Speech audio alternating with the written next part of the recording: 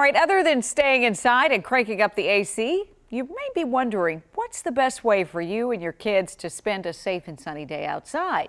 Well, WUSA 9's Sarah Consmo has some answers.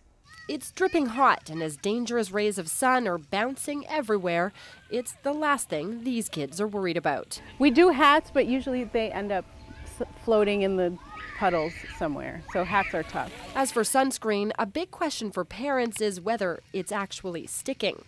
I do a spray in the morning and then again usually a spray in the afternoon. I think you're supposed to apply it more often than that, but it's kind of hard when they're in and out of the water. And even the waterproof sunscreen washes off. Experts do have some advice for best sunscreen practices. They say to put it on about 20 minutes ahead of time so that it can bind with the skin, and leave the house with greasy skin.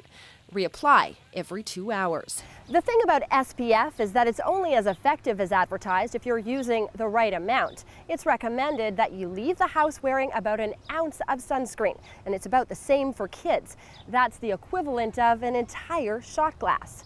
But studies have found that people are usually using only half to a quarter of that. The most dangerous thing about intense heat is the potential for dehydration. Track how often kids are going to the bathroom. They may be playing and not want to stop, and not realizing that their body is thirsty or not realizing that any type of potential problem is coming on. And it's just as important for the adults in their lives to take care in the sun, too. You may have heard the widely touted myth that 80% of sun exposure happens in childhood. That's actually not true. A recent study found it's really just 25%. So damage isn't already done if you're all grown up. In Northeast D.C., Sarah Consmo, WUSA 9. So we're dealing with a